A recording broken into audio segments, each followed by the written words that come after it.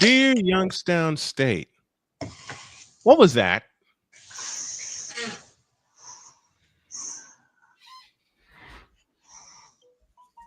And by the way, what was this Thanksgiving week?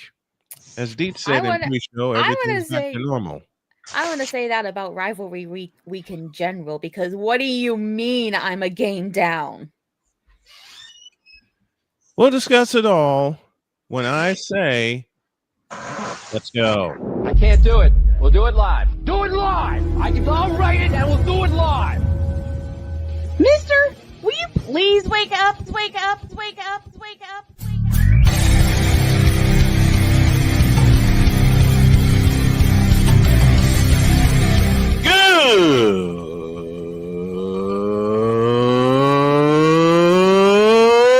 Good morning! Snowman here to all you Brock Purdy and San Francisco 49er haters. Shut up! I gotta thank you, Shane. I mean, whatever happened to the games where breaking 100 points was, I don't know, unusual?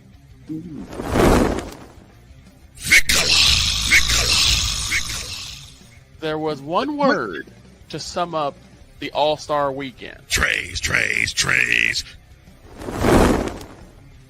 Cause we take this job so serious. Splash Brothers, yes. Ray Allen, replace him with Steve Kerr. Reggie Miller, yeah.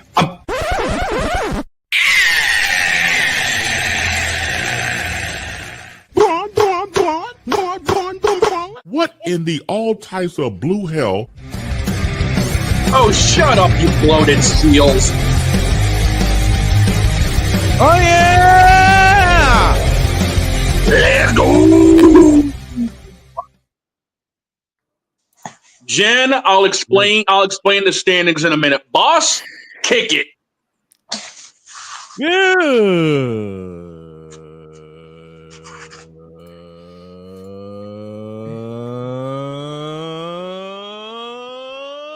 morning and welcome to the Manic What in the All Types of Blue Hell Was That Monday edition of Snowman in the Morning.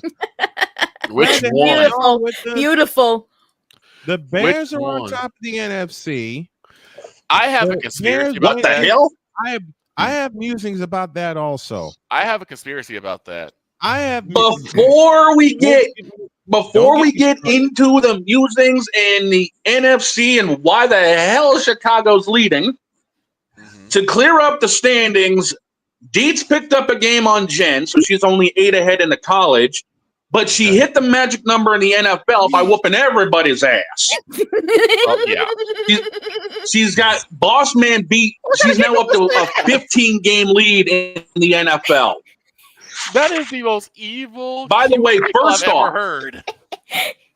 Because I know my tactic from here on before out we to fully- keep that lead. Go ahead, Dog. Before we fully get into things, can we just say her going 14 for 18 without a safety net? That's impressive. That's very impressive. I said to you that she has a talent for it. She's got talent for it. Yeah. Yeah, Florida. I still don't think it was good overall, I though, guess because of the fact that taking those risks cost my lead. So that's the risk we run. If you went with Ohio State jumping with me on Michigan, you would have been tied with Deets going into Sunday. That's what hurt. But que sera. Where's my button? I should have gone with my initial gut and gone with Ohio. Just wait till the games. Just wait till the college games we pick this weekend. Exactly on the championship. The 9 conference championship games. Yeah, that's a cluster. You know what? Every single conference championship game is broken. It is. Now here's the thing, though. I have a question about this. Jen, I can answer your question. Jen, I'll answer the question you've got. The fence and glass are back for the conference championships. Let's go! Okay. My safety net is back. What happened. We will get to what missed happened you, in fans. college. I missed you. Okay, I'm gonna say this right now. Wait a minute. Whoa. Time out. Jen, I say this very, very playfully. You are full of You know that? What do you mean? I'm being playful. She says the fence and the glass are back. I missed you guys. You still kicked our ass this past exactly. weekend. Exactly. I did not. Yes, you did. Really? You got us by. You got everybody by 2 games overall this weekend. You whooped us on the NFL side. And you went 14 of 18. 14 for 18. Which and means you only again, got. But I still lost Again, a let me- game lead. Doesn't matter. Just a moment, That just a moment. averages. That's amazing. Let me just say what I said to Jen a couple of moments ago. I am being very, very playful. I wish as I'd I go am 14 of 18. as I am with the rest of the crew. But to go 14 for 18, I haven't pitched a game like that in 2 years. Right. And here comes this rookie who we love dearly and have adopted into the snow crew. She's a very integral part of it. And she goes 14 for 18. A whole lot of you. That's literally like throwing 7 innings of perfection. Yeah. I also do want to make I a also- request. What? We gotta open up the arcade this week because oh my god, we gotta talk about something in particular that happened at the weekend on Fortnite. Okay, we'll deal with that. We'll discuss. I will say it right now. Damien Snowman. has a question for me. You say to be the man, you got to beat the man. So does this mean Caleb and DJ are the man? No, and No. you. Why? No, No. the season's not over. Okay, on that topic though. Let me say this, Damien. Yes, you beat the world champions in their house in a regular season game. You want to impress me? Victor, you know my next statement. Do it in January. Let's see. Which leads to Dallas this, which leads beat to my Dallas next beat Philadelphia. Dallas beat Philadelphia. Yeah. What does Which that say? leads to my next question. And we beat Kansas Dear City. Philadelphia Eagles, what the hell was that? Look, Dallas beat both Super Bowl. Yes, we did. So Dallas Yes, we beat did. both Super Bowl In 4 from days. last year. So that means Dallas won the Super Bowl, right? No, they didn't. No, they didn't. I will say this. No, they didn't. led. I'll say this about the Cowboys. They beat both Super Bowl participants. Yes, we did. And what impressed me the most, and I'm gonna have bile in my mouth when I say this, but let the truth be spoken. They beat them within 4 days of each other. I'm gonna say this. This led to a They beat them hilariously within 4 playful. days of each other. This led to a hilariously playful argument in text between me and Snowman. Because I said, I'll never be able to say this again, but to all you Dak Prescott and Dallas Cowboy haters, shut up. And it was And I saw said argument. within I'm 30 not- seconds. Within 30 seconds, Vic? this fool said, no. I did. But kudos to the Cowboys for beating both the Chiefs and the Eagles within 4 days of each other. I'm going to be totally real. Kudos to the Bears for going into Philadelphia, and we'll start there. Kudos to the Bears for going into Philadelphia, socking them in the mouth, and hitting them with 281 rushing yards. 281 rushing yards. In fact, the Bears had both. I can't pronounce the fellow's name. Kyle Manangai. Thank you. Kyle Manangai. and DeAndre Swift. Yep. Each had 100-yard rushing. Yep. I should have started Manangai in my fantasy lineup. Each of them had 100 yards rushing. And by the way, the set that you see behind me is going to change hopefully tomorrow. Hopefully my new toy gets here and I can switch some things around, especially with my desk. By the way, speaking of toys there, Stimpy, what you mean you got Beaks for Dawn? What are you talking about, Willis? I'll tell you in a minute. Bears beat the Eagles 24-15. the Cowboys beat the Chiefs 31-28. That was a good There's game. the case of the blankety blank bleep bleep Cincinnati Bengals. Oh my God! And why did that happen? Into Baltimore and basically wallop the Ravens out of the playoff, 36-14.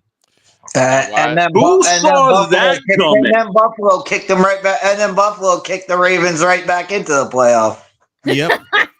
And why was that? Why did that all happen? Because yes, Aaron, it is. No, I'm I was gonna say, like, you know, when we made that pick last week when we all swept on the Ravens. Yes. The fact that I said I would rather trust Gold Ship than the Ravens, I think my reasoning has been justified, and you know why my reason has been justified? We'll play that later. Because yes, Gold Ship, it is you. Yes. We'll Gold Ship. It is you. We'll play that later. I don't want to see I don't want to see Gold Ship's face right now because you know why? Because you don't want to get 619 by Gold Ship. Basically, he doesn't want his face kicked in by Gold Ship. It's already been kicked in by Gold Ship. He doesn't want to get He doesn't want to get 619, and he doesn't want to see that corkscrew. What is that? Corkscrew clothesline. Yeah. By the way, the commissioner still needs to make his UMA pick for Tuesday, and so does Vic. The commissioner's sleeping. Yeah, I'm trying to find the commissioner ain't waking up until we get out of here. I'm trying to find this. I'm trying to find the set of ladies right now. It should be pinned in our Discord chat, Vic. Vic, if it's not in the Discord chat, check the Facebook one. I posted it there too. Okay. I can't find either one. Yes, I can. Oh, yes, I can. Jen was looking for this.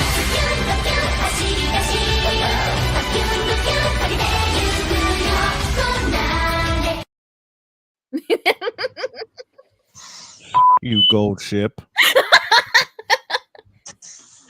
We'll discuss Uma Tuesday. Thank you, Dietz, for the name. A little bit later. I still got to get a logo for that. I have one. I don't like it. I'll have to put it. Panthers beating the Rams. If needed, if I can get a bit more Ko-Fi money, I know someone that I could always commission to make us a custom one. Okay. Panthers, Damien says Panthers is beating the Rams is more shocking than the Bengals beating the Ravens. No, it's not. No, it's not. And I'll tell you why. The Ravens are this year. Period. Yeah. I mean, you could if you I have a theory of my own. If people making excuses about the Ravens having a bad year counts, then me making the proper excuse for the 49ers having as many injuries as they are, and they're still winning, by the way, counts as well. So as I said, to all you Brock Purdy and San Francisco 49er haters, you. I mean, even D-Hen's not saving Baltimore right now. Where I was saying, and why did that happen on Thanksgiving? It got to the point because yes, Lamar, it is you. Because yes, Lamar, it is. And Victor, I hate you. Why? Because you sent me a message while I was at a Thanksgiving party with my folks, saying that particular phrase. Yeah. Yes, Lamar, it is you. And I'm sitting there laughing.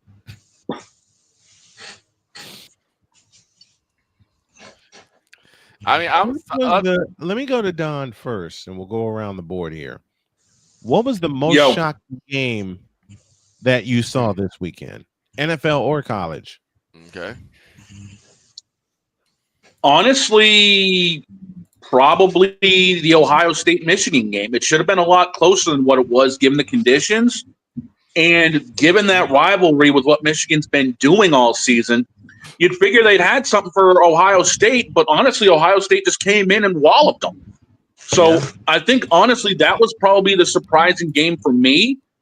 But also seeing Dallas take the absolute crap out of Kansas City.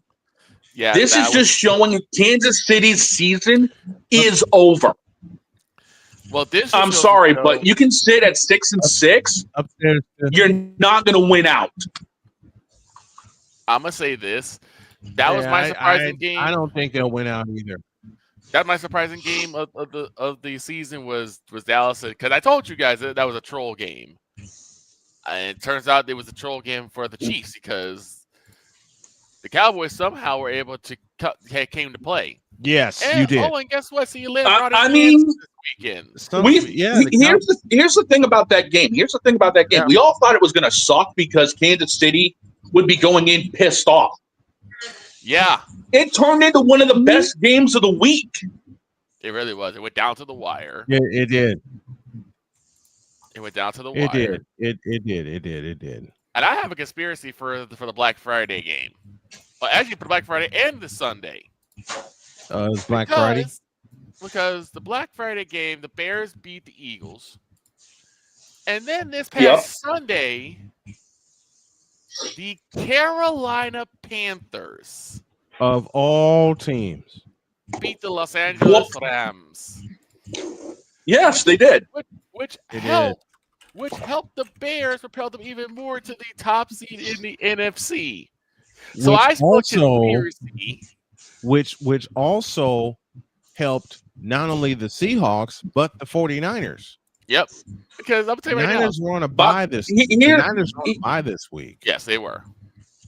But by the way, what season are we living in where we have Eminem show up at a halftime show unexpectedly and then Post Malone headlines Dallas? What season are we living in? I don't know. Deeds, what was the most surprising game you saw this weekend? The most surprising was actually the least surprising thing I think we could all see. The Lane Kiffin era ended in a brawl. Yep. Yeah. That's not surprising. I mean, the Egg Bowl ends with Ole Miss winning and Lane Kiffin saying, "You know what? I'm good. I'm out of here." And that to me is amazing. We will kick off totally Deets with that. I'll tell you the most surprising game. Kiffin's getting what? $12 million in LSU? $12 million a year for 7 years. This is why I hate this. Mm-hmm. This is just proof that why I hate politicians. Mm-hmm. The LSU governor in front of the Louisiana State Senate, right, said, "We're not going to do these big contracts. We're not going to do them. We're going to get the best guy." And you know what you did? You went out and you gave the biggest contract in the history of college football coaching. So everything you said a month ago was a lie and an absolute garbage. The hypocrisy is just real. remember. Hang on. Just remember what Willie Nelson said when it comes to politicians. Don't give them Viagra; they just get taller. Okay, I'm gonna make it. Go ahead. I'm gonna make a joke to Snowman. He's gonna get it immediately. The opposite of pro is con, so that much is clearly seen. So if progress means move forward, then what does Congress mean? Thank you to the late great Nipsey Russell for that limerick. And he did that on one of my favorite game shows. Yep. Note on that later. The most surprising game I saw this weekend was Yale and Youngstown State in an FCS underrated. That was underrated. Youngstown. Yeah, probably should have had that as a pick. Youngstown State led at halftime, and I'm not making this up, folks, 35-7. And I'll make a George Carlin reference, and Victor will get this right away. Okay. 399,993. Yep. To 7. to 7. And of course, he was talking about he was doing this reprise act of the 7 dirty words, which we talked about in pre-show. 35-7 at the half. I lay down and take a nap. Even with Ohio State beating the hell out of Michigan, even with the Egg Bowl students beating the hell out of each other, I come back and they're talking about the biggest comeback in FCS playoff history, and my spider senses went completely off because Yale came all the way back and won the game 43-42. Yeah. That's a hell of a second half. Let me repeat myself. I'm gonna get the stats up for that. Oh, by the way, Vic, you were talking about that should have been a pick. We've got all 9 conference championships to pick from for Thursday, and there's a few of them with teams no one's heard of. I'm pretty sure. Yeah, Mountain West being one of them. I'm pretty sure. Yeah, so the conference championship games are going to be very interesting. What did Deets say at the top of the show? We're going to go to break with this, and we'll come back with him. What did Deets say at the top of the show? Every conference championship game is broken. And it's broke. Yep. It's broken and sent to hell. Yep. That's where we're and that's what we live for. We'll explain, introduce. We will definitely explain. I got caffeine in me now, so I can run around here and do whatever. I'm gonna say one more thing. I thought you guys were playing Indianapolis, not Montreal, because I'm gonna say right now the Colts got screwed. I ain't talking about that. That was bad. I will have this statement and this statement only. The Colts got screwed the entire game against Houston. I still want to know. I would still want to know how that extra point went through. I don't know how it went through. That'll be tomorrow. I'll save that for tomorrow. I have no idea. And by the way, I do have, before you go to break, boss, there is a second game that I saw that was a bit surprising. Atlanta and the Jets. Oh, where did that come from? That was a thriller and a half. You know what? I'll classify Atlanta and the Jets like this. And thanks to the great urinating tree for this term. Tank Bowl. A tank bowl that was actually good to watch. That was a really good game. Not for me, it wasn't. That was a really Not good for game. me, it wasn't. There's a reason why I said that game was full of shit. There's a reason why. Well, that's because you and the commissioner are both the same. Cynical. Right. Well, there's a reason why I said that the Colts got screwed. And it really comes out to one play. CJ Stroud waits 3 seconds after the play clock hits 0 to snap the ball. To get the snap. Yeah, I saw that. Throws it to a person who falls down. No one is around him. Mm-hmm. And they throw a pass interference flag, which then turns to a touchdown. That's just one of many. I was like, no, let me throw some kudos to the Jets for not laying down and dying and competing, and kudos to Tyrod Taylor. Let me just say that out loud. So Ryan doesn't beat me up.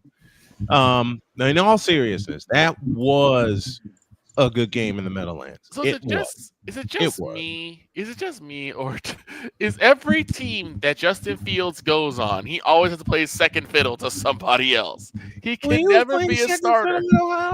He was playing second fiddle at Georgia, for God's sakes. Then Ohio State took Georgia. He was Ohio. Somehow he wound up being the starting quarterback at Ohio State. Mm-hmm. He gets drafted by the Bears and gets beat to hell. Then he becomes second fiddle to, of all people, Mr. Unlimited. Mr. Unlimited, I'll get to. You know what? I'm going to do a private thing on Russell Wilson because it'll involve cuss words. Oh yeah. And thanks to all the stations that have picked us up this morning and continue to pick us up. Let's take a break. Yeah. When we come back, all the conference games are broken so bad LeBron James would be happy that his jump shot isn't as broken as these conference games. These conference games are more broken than the NBA Cup. These conference games are more broken than James Harden's hairline. Oh. And his jump shot. These games are more broken than LeBron James's hairline. These games are more broken than Gerard Mayo. Stop. These games are more broken than Robert Kraft doing a kegger. Go ahead. Go ahead, Jen. Go ahead, Jen. These conference games are more broken than V. Shojo's moral trust. Stop. Yeah. We get totally deeped. We get back. In a deuce. Wait. No. Time. Halt. Desist. Hold the phone. Stop. Penalty flag on the field. Timeout. Jen, repeat that statement, please. Timeout, Chicago. These conference games are more broken than V. Shojo's morality. These conference games are more broken than V. Shojo on prom night. All right, that's enough. Back in the deuce. Now we're back in the deuce. This is Snowman in the Morning. God.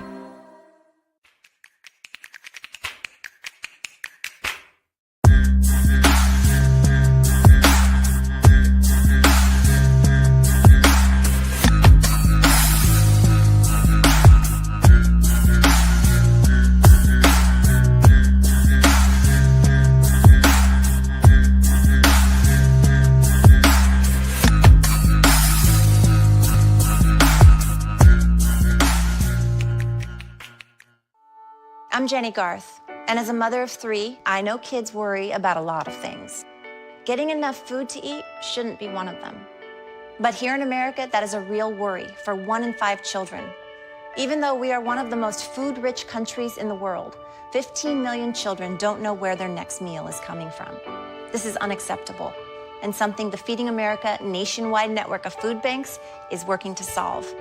Instead of accepting that our country lets billions of pounds of surplus food go to waste every year, Feeding America has made it their mission to help families in need by rescuing this food. Through food pantries and meal programs, the nationwide network of food banks provides more than 3 billion meals, serving virtually every community in the United States, including yours. Join me in supporting Feeding America and your local food bank by visiting feedingamerica.org. Together, we can solve hunger. Together, we're feeding America. My mother was always very familiar with her neighborhood, but one day she stopped at the stop sign for much longer than usual. And she didn't know whether she should go forward or turn, and she wasn't even really sure where she was at. It was very unsettling for her. I felt so much better after my son told me, "Mom, I don't want you to worry or be afraid. I'll be there for you and we'll figure it out." 'Cause we take this job so serious. I don't have a suggestion as to anything but keep the bitch. Keep her. If she does not Wow. What in the all types of blue hell? This is Snowman in the Morning.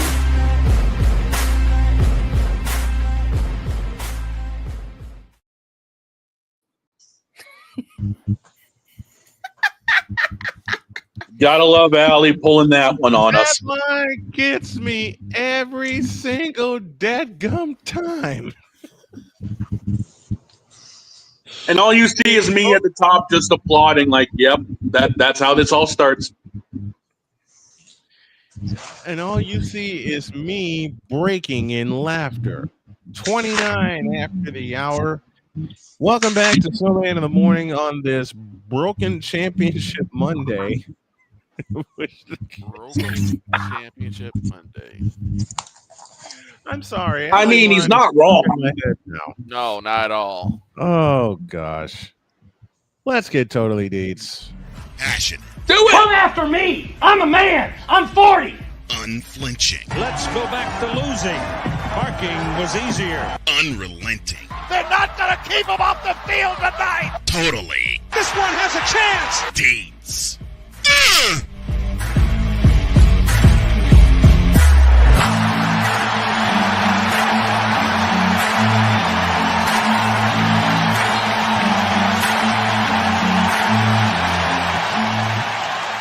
That's not just a murmur, that's a full-blown fibrillation. What we have here is a classic case of who done it. No, what we have here is a classic case of the NCAA and them graybeards drinking too much. You know what? They had too much vodka. They had too much vodka and bourbon. Vodka! We drink! We drink! Damn it! Jen? No, you know what? I can do this properly. You know what they had? They had too much vodka. Vodka! We drink! We drink. Now, okay, how does Dee this happen? had a statement at the top of the show, which totally applies. Every conference championship game, all 9 of them bitches are broken. And I'm going to let Deets have the floor to explain it. Take it. Well, this isn't something that just happened. This has been brewing, and this has been bubbling up for a long time in college football. And finally, the pot's boiling over, because this has been what this is a symptom of is conferences are too big. They're too big. Teams don't play each other, and so there's no way to figure out who's supposed to be where. And we talked about this on Wednesday before Thanksgiving. What happens in the college football playoff when 12-0 Indiana meets 12-0 Ohio State? One of those teams is going to walk away 12-1. Does a team that is already 11-1, do they pass Ohio State? Do they pass up the loser of that game?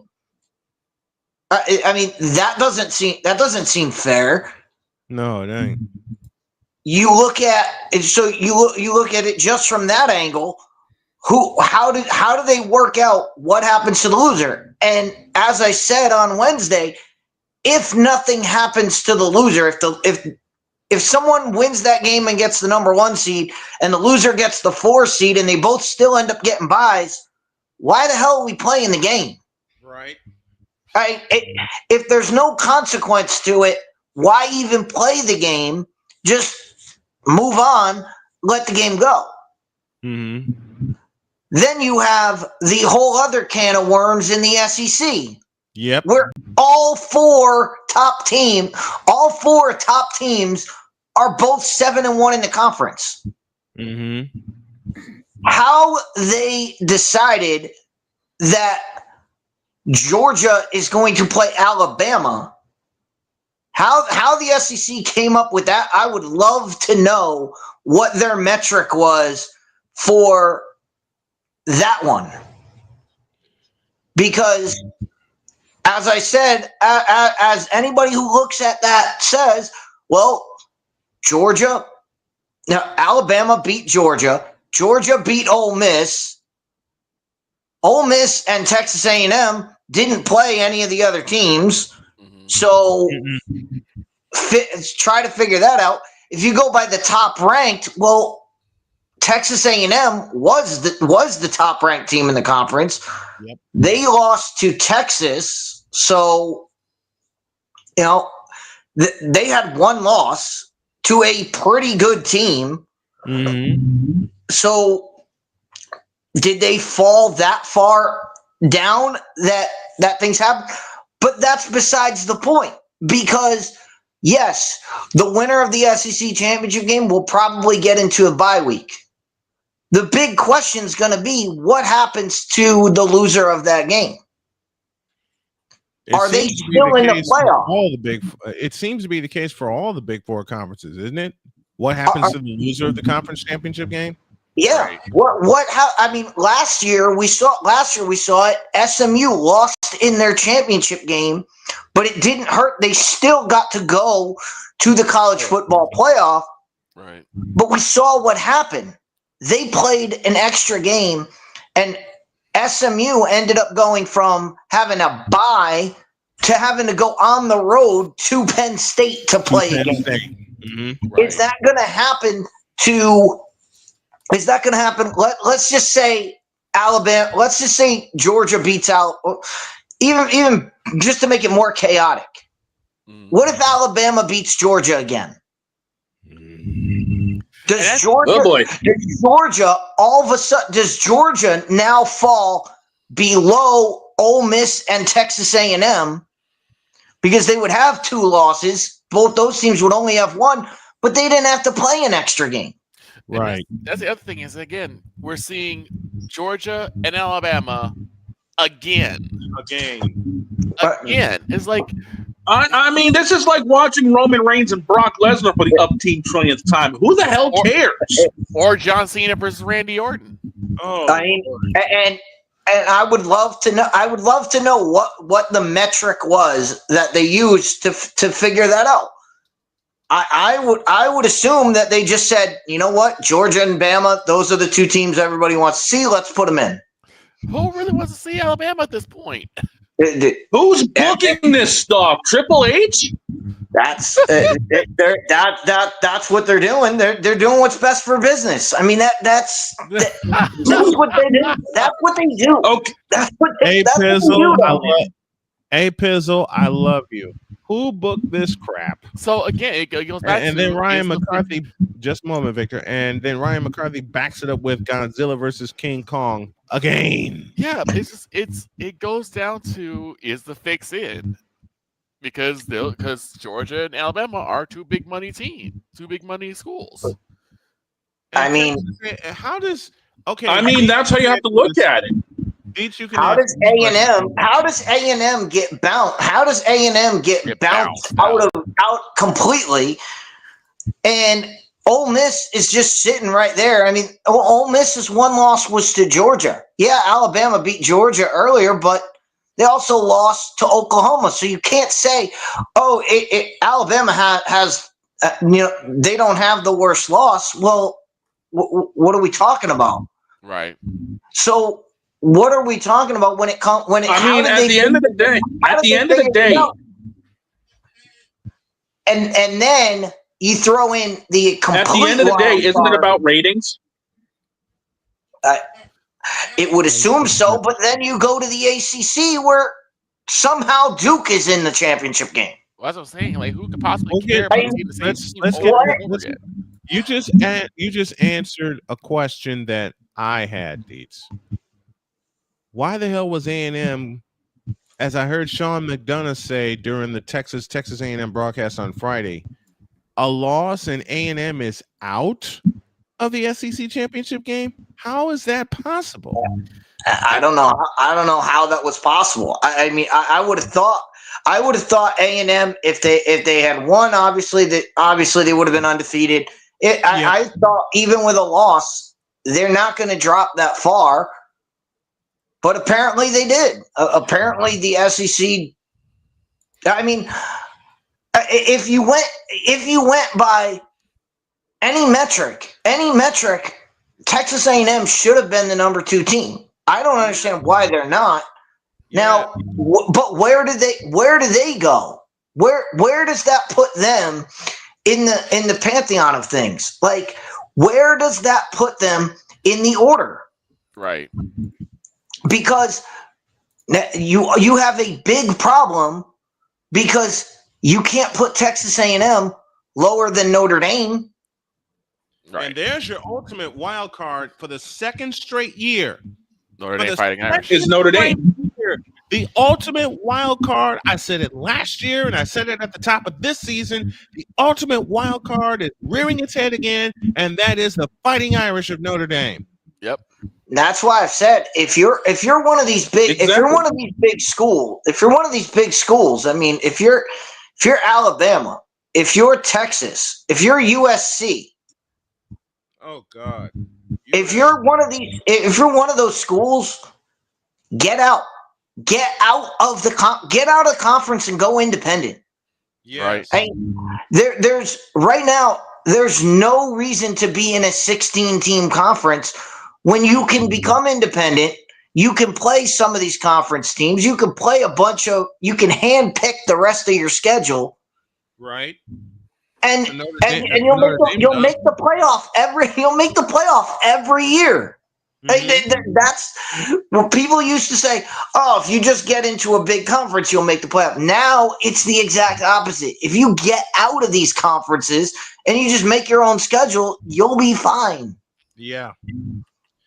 And for people that say, "Oh, financially," if you don't think there's any network, any of these streaming services, if you don't think they would pay out the nose to have USC football, you're out of your mind. You're out of your mind. Texas could do the same thing. Alabama could do it. Georgia could do it. Any of these big name college football programs could go independent and survive. Georgia has the perfect network for that. TBS. Yes, they do.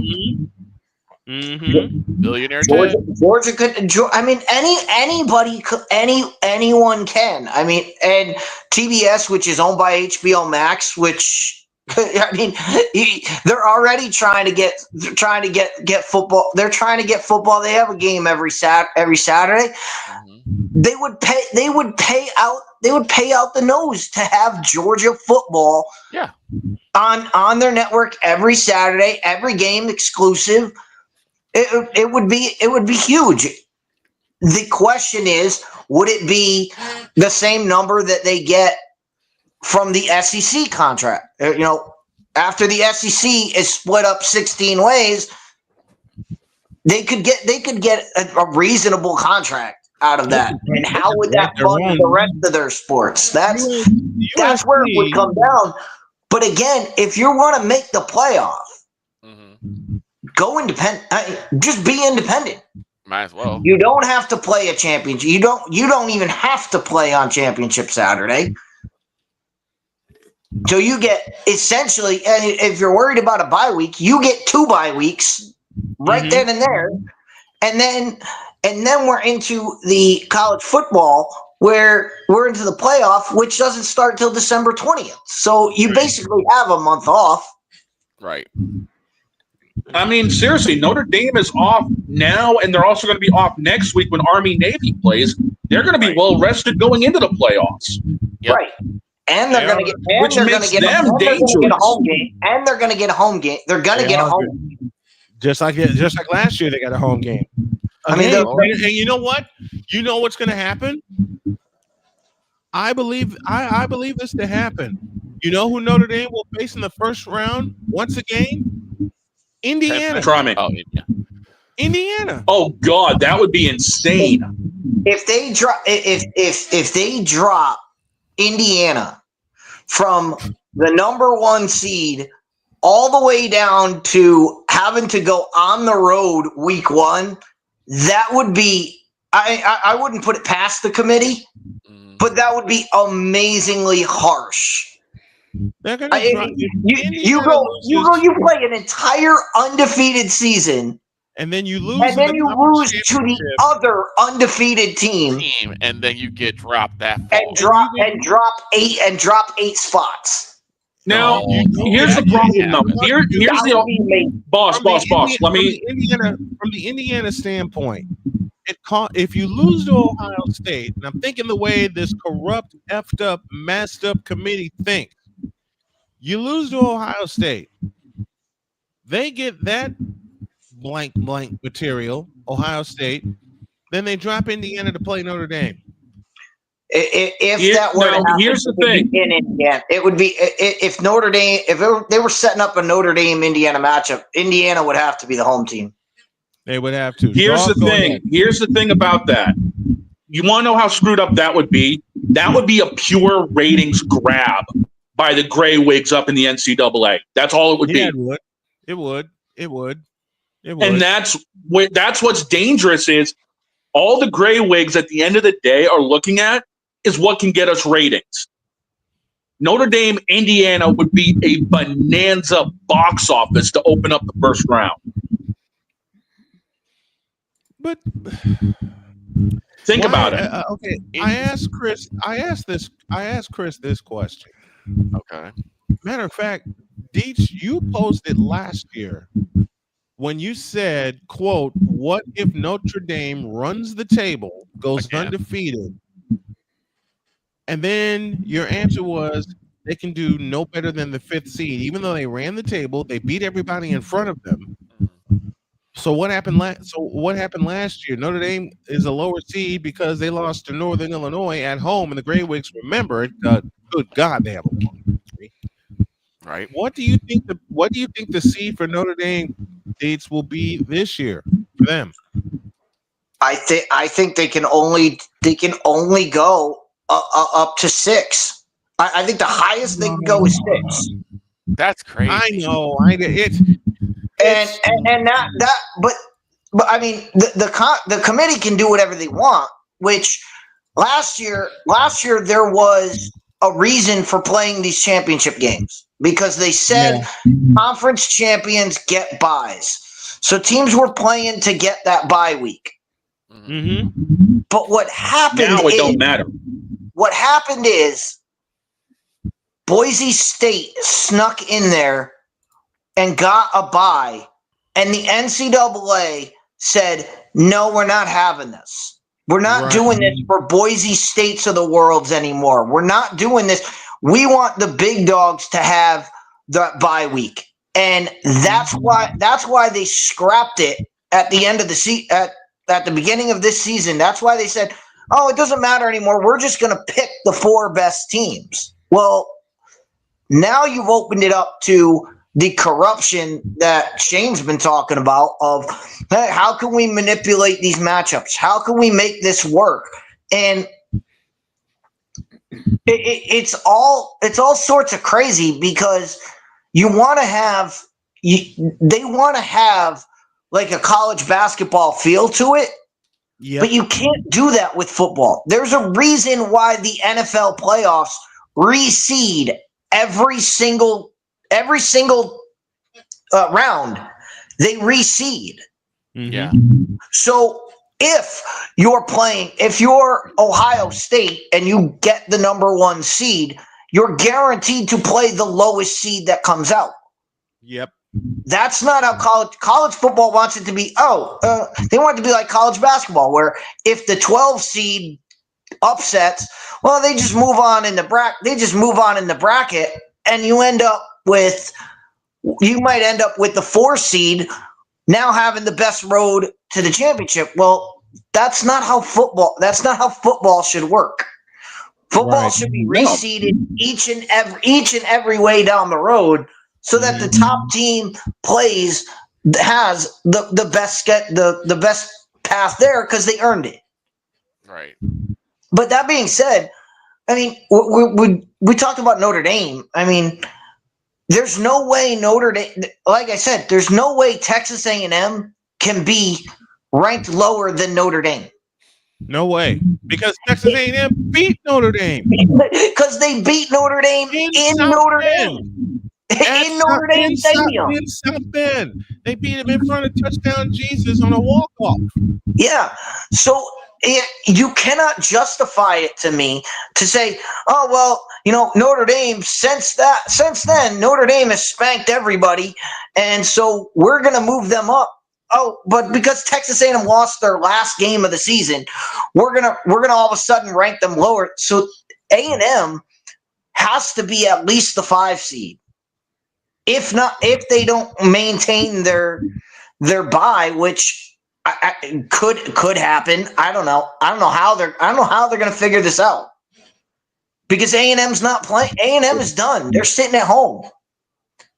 They're going to watch Indiana and Ohio State settle things on the field. They're going to watch Georgia and Alabama play an SEC championship game, which, if Alabama were to win, that throws all more chaos into it, because Alabama is number 10. Mm-hmm. So are you telling me if they beat Georgia for a second time, their 2-loss team is going to jump over a 1-loss Indiana, a 1-loss Texas A&M, a 1-loss Ole Miss. They're going to jump all. They're going to jump all them because they won a conference championship. What are we doing? And then may as well put this in the equation: a one-loss Ohio State. Right. Yeah, I mean, a one-loss. Whoever loses in the Big 12 championship game, is Alabama going to jump them if they win the SEC? I don't know how they're going to rate that. I mean, we know they're going to get in, but are they going to move up enough? Who's Virginia or Duke going to replace? What if Duke beats Virginia? Are you going to put an unranked team in the college football playoff just because they won a sorry ACC? Let's go there. They wouldn't have a choice. They really wouldn't have a choice. Let's go to the ACC. Let's go to the ACC. And I know Deets has been wanting to tear this conference up for a long time.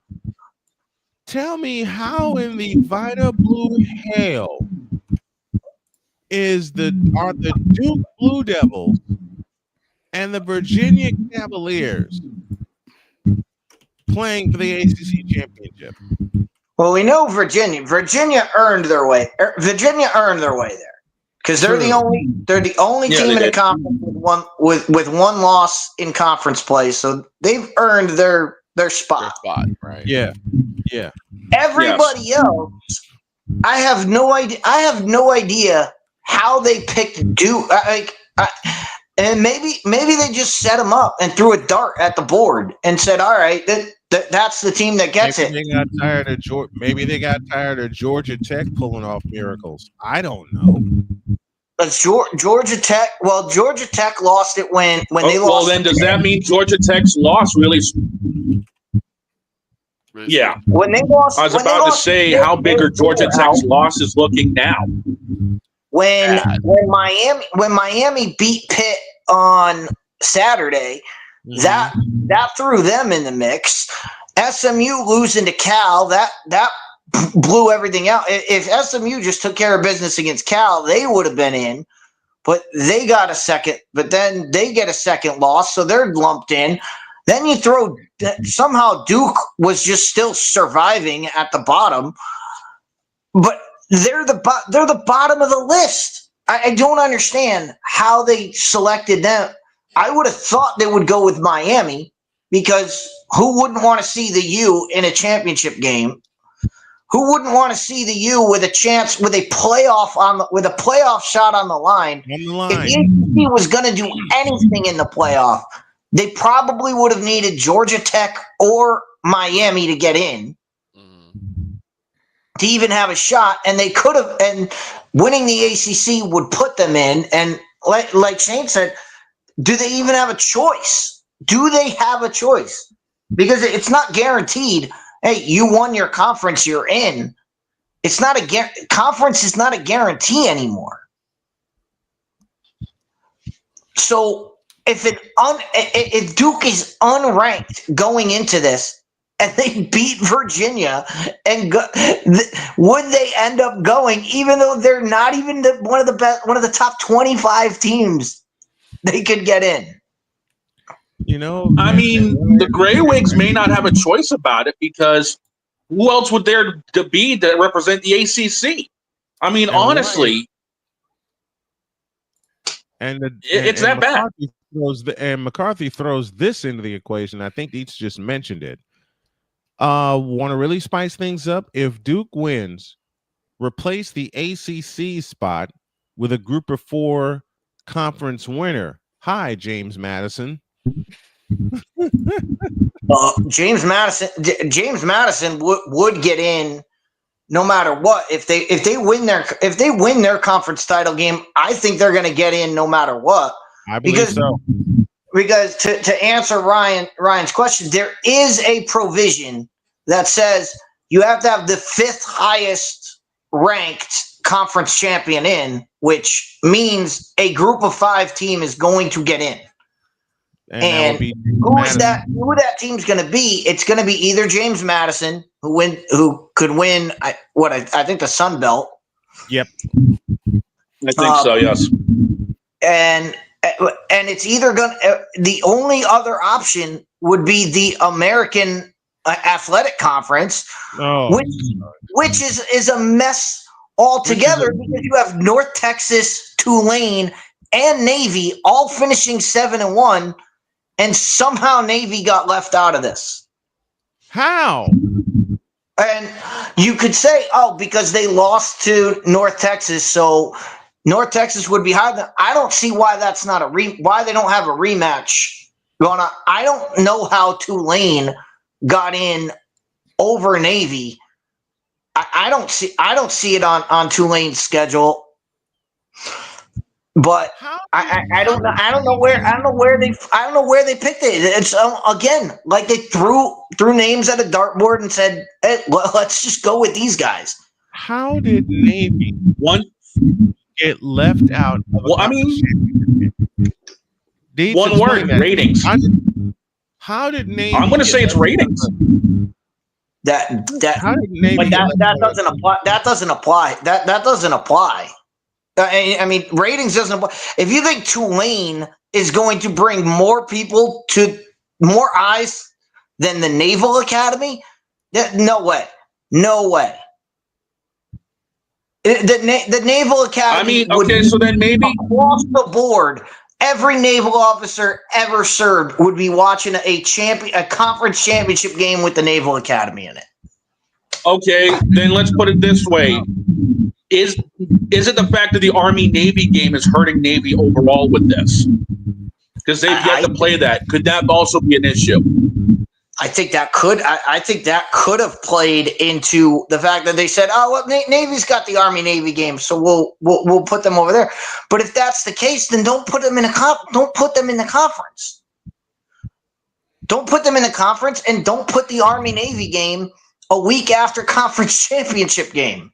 I mean, but that's neither here nor there because Army was in the American Athletic Conference championship game last year. So Army did the same thing. They went on, they won the conference championship, and then they still had to play the Army-Navy game the next week. So wouldn't be the first time that they've been in a conference championship game. And it would have been so chaotic had Navy been in the conference championship game, as it goes back to a point that Dietz made a couple weeks ago. Dietz, I'm going to mute you for a quick second. That Navy can win the American Conference Championship, have a spot in the playoff, and yet still wind up being a 2-loss team if they lost to Army. It expounds on that point for Dietz. So now you take that out of the equation and you insert Tulane and North Texas playing for the American Conference Championship game, not even taking a look at Navy. Dietz?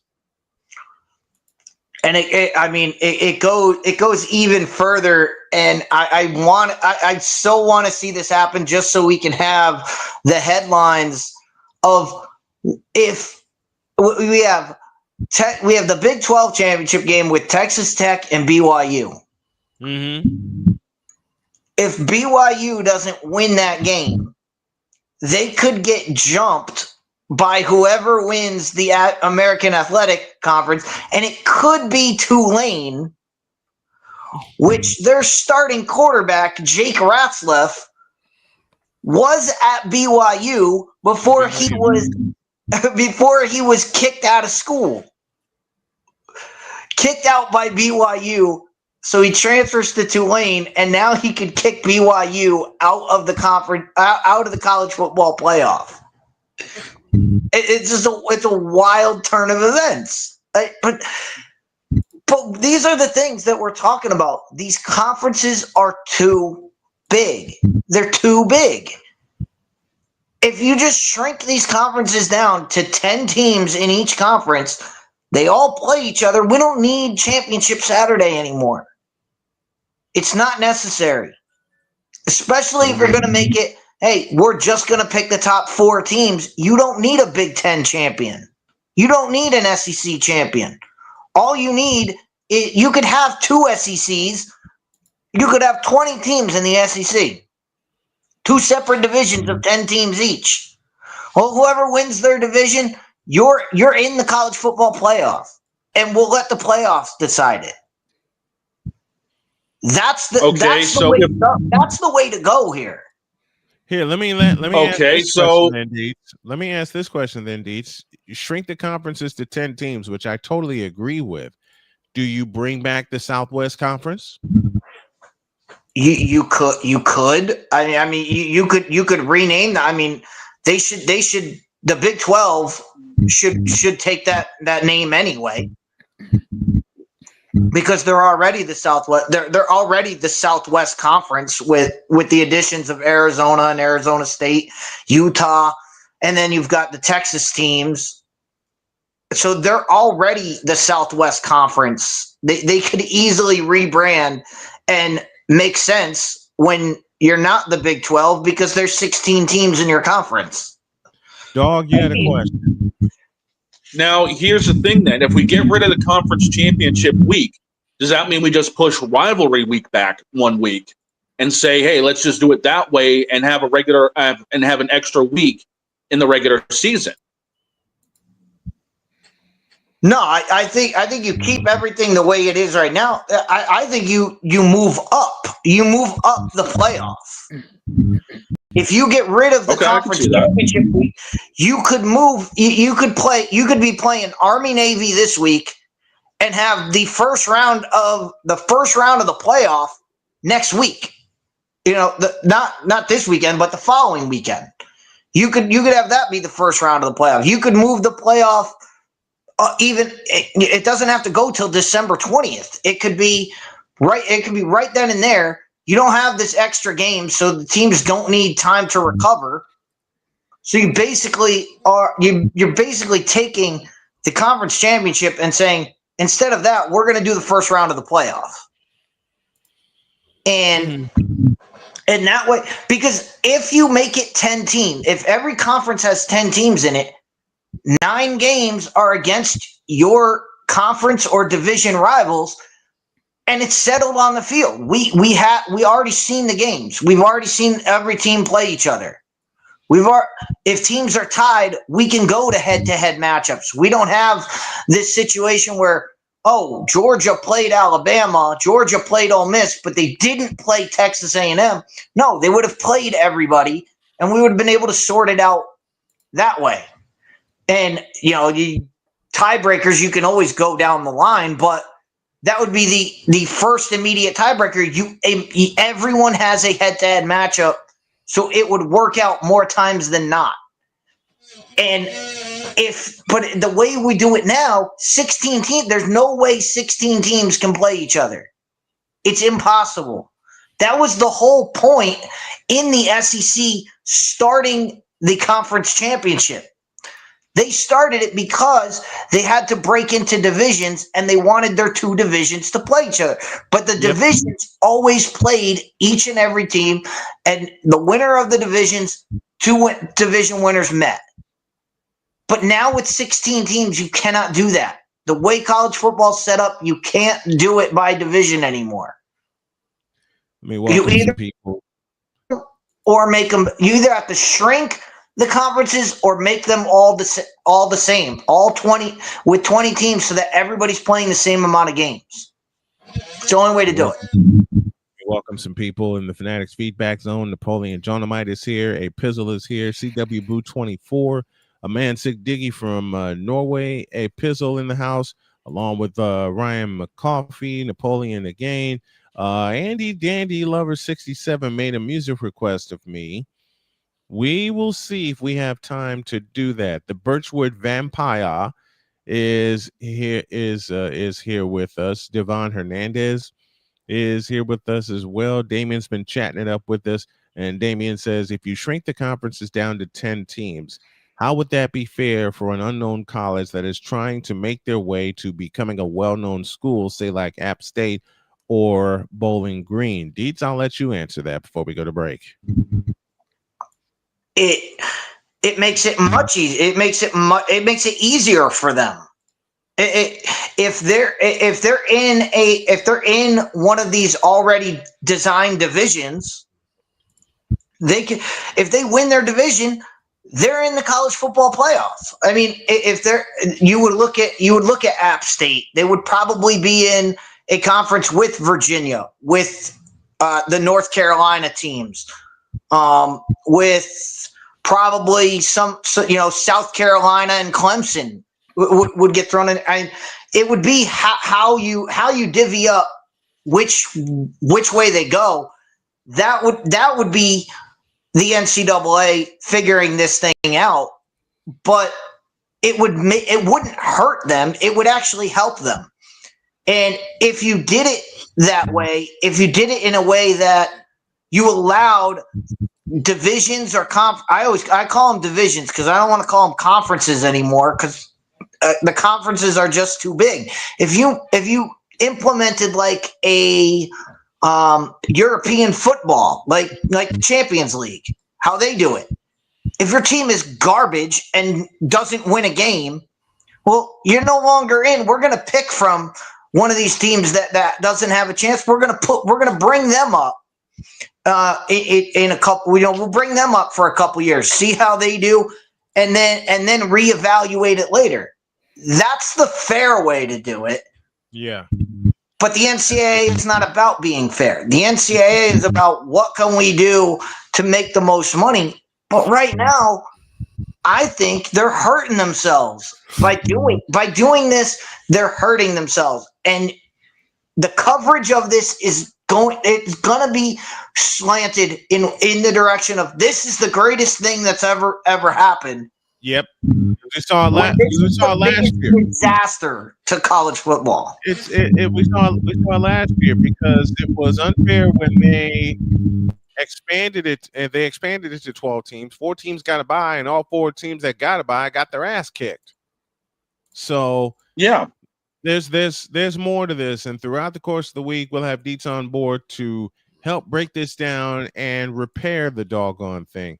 Coming up next, the team that just will not go away, and Cleveland found out the hard way. Second hour, Snowman in the Morning, introduce. This is Snowman in the Morning. Drew Willingham. In this case, yeah, you put the blame on Kyle Shanahan for apparently not preparing the team enough for the overtime rules, supposedly. Cole Johnson. Peyton was considered the winner, and he was the darling of all darlings for Gerald. With a special appearance by Tyrone Alizé McDummy. Ain't nobody calling me. Text delete. Join these 2 football enthusiasts as they give you Total Football Talk. Live every Monday at 4 p.m. Eastern, 3 p.m. Central on the Sertoba Media and the Comey Media YouTube channels.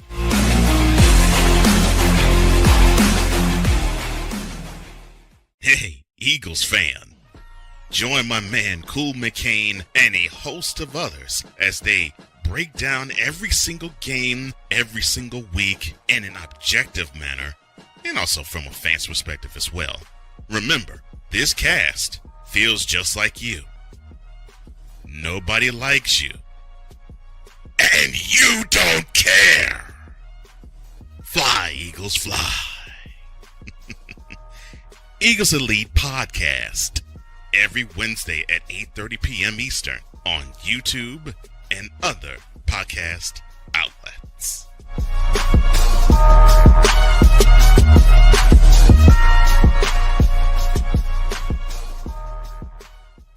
From the hills of Santa Clara to the legacy of the stick, this is where red runs deep and greatness wears gold.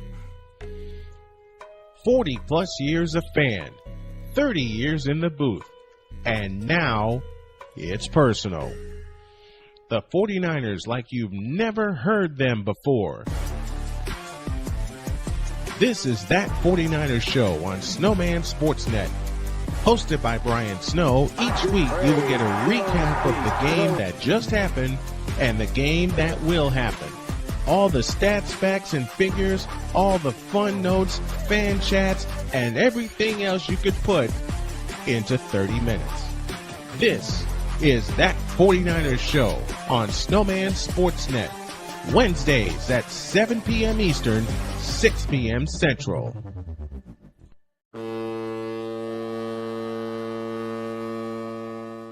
Cause we take this job so serious. What are we doing? What in the all types of blue hell? This is Snowman in the Morning.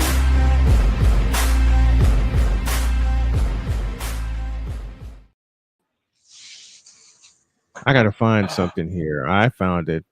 11 after the hour. We owe you some IDs, I think. You're listening to Maybe. WJSDB, your Hoosier Sports Home and Indiana Sports Hub play-by-play voice. You're listening to WHDR-DB, your radio home and voice of the Carolinas. You're listening to WBWS-DB, your new Chicago Sports Hub radio voice. And thank you to the folks at Mission Radio 1700 down in Alabama for picking us up, WIRU in Chicago. And there are a couple of others that are flirting with us and wanting to pick up our show. Now, before you get into San Fran being the team that just won't quit and sounds like there's $6 million in the bank rebuilding themselves, I noticed something interesting about some of the conference championships. All right, what you got for me? Okay, first off, the TV schedule is screwed up. They've got Georgia, Alabama on at 4 o'clock on Saturday. 4 o'clock, yes. And they've got Duke, Virginia on at 8 o'clock going head-to-head against Indiana, Ohio State. Who thought that was a good idea? Duke, Virginia needs to be behind a paywall. I'll suggest it. Now, Duke and Virginia. Let me give. Go ahead. Yeah. Here's the second thing. Georgia, Indiana, and Duke are the road teams, right? Look where they're playing.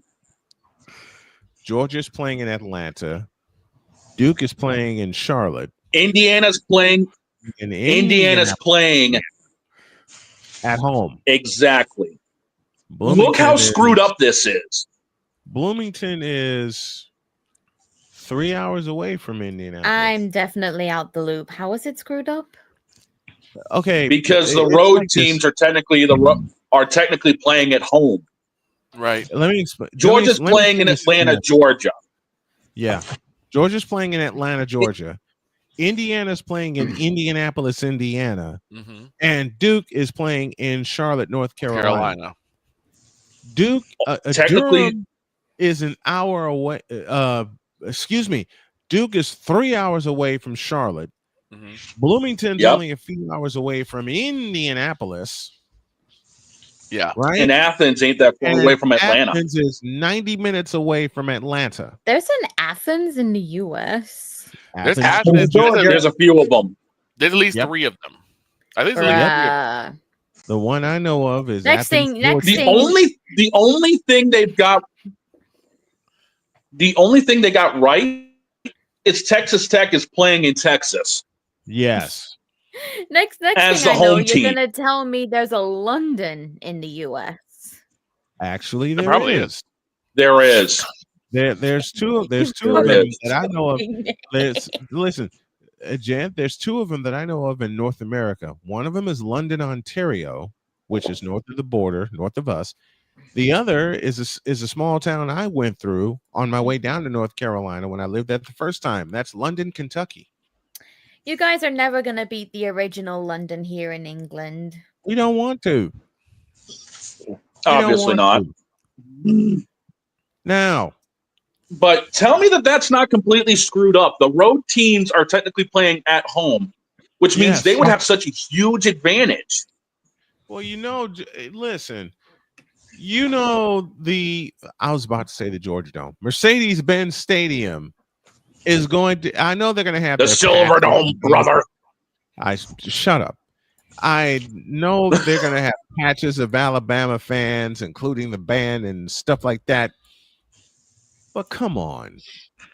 74,000 seats in Mercedes-Benz Stadium, and 3/4 of them are going to be barking. No, I mean easily.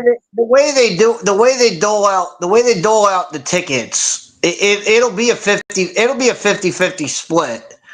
That's the way they dole. That's the way they dole out most. I mean, know. it'll be as far as the fans. It'll be 50-50, and then you have all the sponsors and all their stuff. The sponsors will, they gave their tickets away. They'll bring in people. So it might skew a little bit, but it's not gonna skew that much as far as fans go. True, especially with the SEC championship, Especially the way Alabama's lived in the SEC championship. So their fans are not. It's not like that's something unusual to them. They're a borderline permanent fixture. Yeah, they're used to making that trip.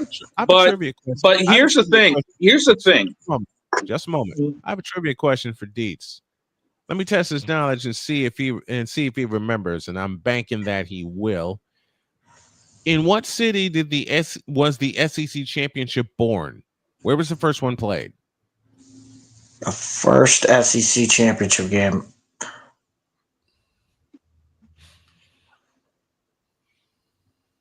I want to say Louisiana. Not even close. It must have been in Florida. It must have been in Florida. I know it was Florida and Alabama. Ryan just got the question. It was a city that is both in the U.S. and in England, Birmingham, Alabama, Legion Field. They turned Legion Field into a party zone because I watched the first SEC championship game. They turned Legion Field into a party zone. Speaking of championship games, that was Alabama and Florida. Speaking of championship, you know something? I have to do something important. While I pull this up, I have a championship game Victor will be interested in. Oh. Yeah, you're gonna love this one. Okay. The IHSA 7A championship game to be played next weekend. They didn't play it this weekend because of snowstorm. Did you see the games? Yeah. I'll tell you one that I'm going to do from here. Okay. Next Saturday, they're going to play the game in normal. Of course, the IHSA TV has broadcast rights, but I got alternative broadcast rights. It's St. Rita and Brother Rice for the 7A championship. Again. Yes. Chicago's version of Ohio State and Michigan, or Alabama and Georgia. And Brother Rice and St. Rita. And we've called a few of those games. They're insane. They are insane every time. It's nuts. Here we go. This is the person I'm looking for. And I told a dear friend of mine that I would start doing a live read and I would clip it and send it to her, because there's a mutual friend of Victor's and I that is going through treatment of a brain tumor. His name is Chris Hilliard. You remember Chris because he worked with us when we covered Brother Rice. He's going through aggressive treatments right now. Okay. And I'm trying to find where I was going to do my live read, because if I try to find it on my computer, it'll start acting crazy, and I don't want to. I don't want to do that. Here it is. Put it up. Doggone it. There's an event that's going to be on March 1st in Chicago called Climb for Chris. And the bio reads as follows. Chris was diagnosed with a brain tumor in September 2024. Since then, he has been in an active and aggressive treatment, traveling weekly out of state for these treatments. These trips come with steep costs, including last-minute flights, hotels, meals, car rentals, etc., which add up quickly. Please, doggone it, please support Chris, a graduate of Brother Rice of 2009, as well as the Crusaders' former head lacrosse coach, on this ongoing battle by becoming a member of the Hilly Army. Let's fight alongside Chris. The benefit fundraiser is set for March 1st in Chicago.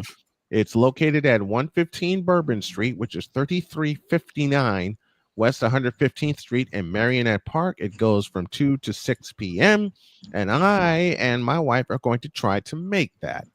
And I know I'm going to get an assist from Michelle Hilliard, but Chris is very, very dear to me.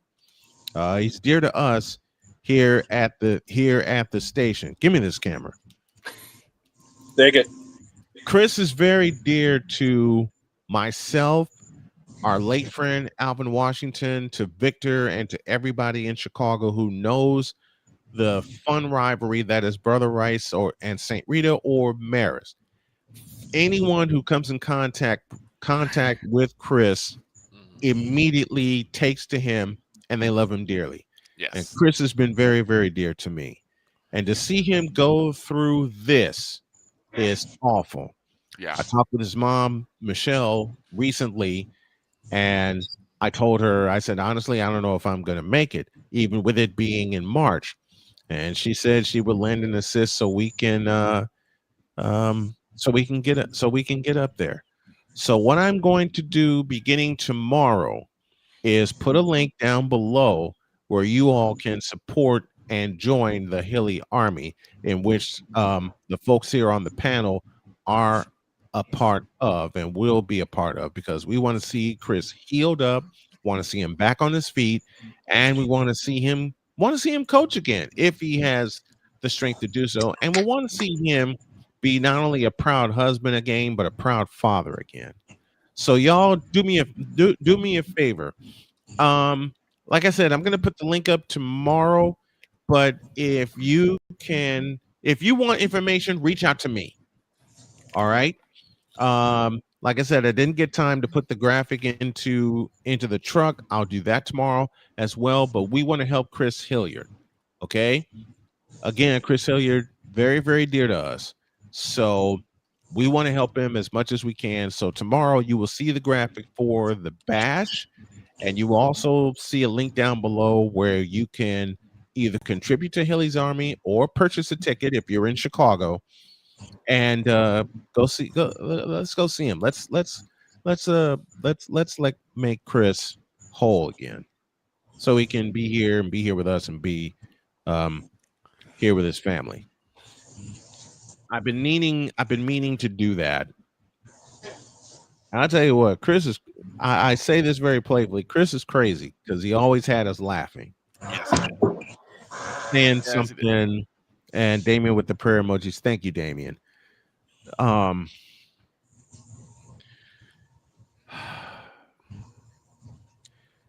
Victor, how many times? Breathe, boss. I don't know. This is special to me. Victor, how many times were we in the we get it. Were we in the? How many times were we in the Crusader Coliseum with the Crusader crazies acting a fool? I mean, there are two moments that I still remember. Yeah. They do both. Well, one is the football part, one is the basketball part. So the football one was one of my first games that I did at the Coliseum. And they had brought in extra bleachers. Yeah. And I was like, why do we get extra bleachers? Because one, it was raining, and two, it was cold. So I'm like, it was a playoff game, 2005, and they were playing the number one team in the state in Lincoln Way East. And I'm like, okay, I don't think they're going to be able to sell this out because it's too cold. Within 15 minutes, I looked at Snowman and said, Snowman, full. And that was one of the first times I uttered the words, holy catfish. Yes. We were not on the air at the time, but that was one of the first times I uttered the words, holy catfish. And like I said, the second one was a basketball one. This was our first City Suburban Showdown. It was the Brian Harrigan show. Yeah, it was Brother Rice, and I think it was Aurora. It was St. Joseph. St. Joseph. So it was Brother Rice, St. Joseph, and then Aurora shows up for the second game because there's two games. There's one city and one suburban game. Mm-hmm. So the Crazies and St. Joe are going at each other, hurling insults. And then all of a sudden, Aurora's like, we're here too. And everyone says, shut the blank up. They ran the other team out of the building. I ran them out of the building. They ran him out of, and that game was played at the UIC Pavilion. No, that was played at Northwestern. That played in Evanston. No, that was at UIC. 2005. 2005. 05. Yeah, 05 was. Yep, 2005. It was supposed to be played at Northwestern. So I think maybe it was 04 that I'm thinking of. There was a scheduling conflict. Yeah. So they quickly moved the game to UIC, downtown Chicago. And we say hi to Chris, give him a hug. He's razzing us while we're getting set up and everything. Bobby Frazier, another dear friend of us and a Brother Rice graduate, was supposed to play that game. Unfortunately, he didn't because of a back injury. Yep. Chris walked by me and he said, a Harrigan will show up. And walked off. It was one of the Harrigans. I said, what? And then Snowman does the post-game shows for all the games. Which I will start doing again soon. This man snuck off to get pizza. I sure did. And left me and Derek to do the post-game show. I did. And I was like, I've never done a post-game interview before. We had to bring the coach over. Yep. So he and calls the coach at the time over, was Pat Richardson. And I'm like, well, where's Brian to do the interview? Because we're not. I was stuffing my face. So he went. So we had to do it, and I basically just started asking questions about the Harrigans and then Adam Gregorio, who really came alive in that game. Adam Gregorio. God, and I remember. So we come back, and Snowman comes back, sauce all over his side of his face. I was a mess. He said, "What happened?" And we're like, "Shut up." Him and Victor and Derek looked at me and they were, you know what? If Derek could throw daggers from his eyes, he would have. He would have. He would have. He would have. 27 after the hour. And we're not gonna take a break. We're just gonna go right into what we need to go into, if I can find it. We have to go down to North Carolina. Yes, we do.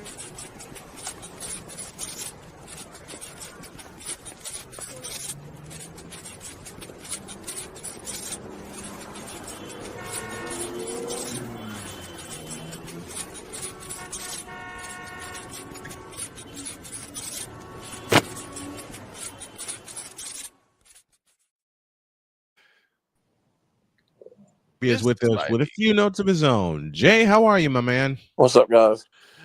So Okay. I take it that Carolina has not burned down yet. They're a schizo team. They're likely to lose their next game. Yeah, because for some reason, like the Carolina Panther fans that I know are losing their collective minds. Yes, they are. Well, they have their off this coming week, which they have the latest bye of any team in the NFL. One of the latest. This is the latest bye week this coming weekend, and then they're likely to come forward and lose again. Fall flat on their faces the next time they play again. That's how they are. Because I was like, They've been that way for a long. They've been that way for a long time. I saw a conspiracy between Go ahead, Victor. Between the Panthers and the Bears, because the Panthers just do everything to help the Bears. Well, at least the Bears are relevant. I mean, if you guys listened to the game on Monday night last week, Troy Aikman made a notice basically saying they're irrelevant. They are. Yeah, they are. They don't consistently win. Because I'm like, because the Panthers give the Bears draft picks, number 1 draft picks, which I think the Bears. Well, that was dumb. That was dumb. And then twice they beat the Rams, which propels the Bears further into the top seed of the NFC. Into the top seed. And so I'm like, is there a conspiracy between are the Bears and the Panthers just working together? But if you're the Rams, I mean, the Rams played so well last week, and they look like they're clearly the best team, at least in the NFC. And you just go lay an egg yesterday. A big, not as big of an egg as Lamar Jackson, because yes, Lamar, it is you. And Matthew Stafford hadn't thrown an interception since September. Right. And he goes out there and he throws one yesterday. Yes. And he throws one yesterday. Didn't he have 2 yesterday? Yeah, 2. How is that possible? How do you blank That that you up? go from an MVP conversation To being Kirk 2 Chainz cousins? My God. I'm just, You like that? No, shut up, Kurt. I still think they're better than the Bears, though. Oh man, you listen. I agree with Victor's conspiracy theory about the Bears. I'm just I have two of them of my own. First of all, I think Caleb Williams listens to this program in secret. I've been saying that. You've been saying that the last 5 weeks. I didn't want to think about it because it's hilarious. And secondly, he's actually doing good lately. Improving. He is. I Can you lie. not give a little bit of dap up to his head coach, who seems to have done a good job? Oh, yeah. Not only his head coach, but his offensive line. His offensive line looks a lot more solid. He's able to stay upright more often. The Bears are doing something I have begged them to do for 3 years. And that run the ball. They have good running backs. They do. They got two good. They have a pair of running backs. And they haven't been utilized until now because of the guy who's now the doggone defensive coordinator for the Cowboys. Matt Stupid Fools. Stupid Fools. I mean, I was thinking about this yesterday. There's just a case where I'm not talking about just Eberflus, but they're like Robert Saleh too, where you're a good coordinator, but you may not be a good coach. Sure, coach. Right. Robert Saleh's doing a great job with the Niners. Eric Bieniemy, anybody? He's where Saleh is where he belongs. And Eberflus is doing a really good job with the Cowboys. I hate the Cowboys, but he's doing a good job. I'll say Eric Bieniemy, everybody. Again, y'all know I said this for a long time. All those people that whined that he wasn't getting a head coaching job somewhere. Yeah, how's that working out now? Exactly. And Andy Reid was and is still the offensive coordinator with the Chiefs. Yeah, he's always been the OC. Yes, he has. He's always been the OC. Come on, now. Anybody who believes he did that. Anybody who believes that Eric Bieniemy called one play while he was with Kansas City is stupid. And where is Eric Bieniemy right now? He's like somewhere. Is he in college? Lost somewhere. Is he doing a college team? I think he is. But I mean, he's languishing. Languishing badly. He's languishing. He's like in hiding somewhere. David is wrong for this. But there were a lot of people who said he should have gotten the head coach job. Yeah, I remember that. There was a big contention of having Eric Bieniemy be a head coach somewhere. I think at one point he was going to be a head coach. It was that way for 2 years. If y'all remember back to his Colorado days, he's got a lot of skeletons in his closet. Yeah. And that's part of the reason why. He's not a coach. Yeah. That's part of the reason why.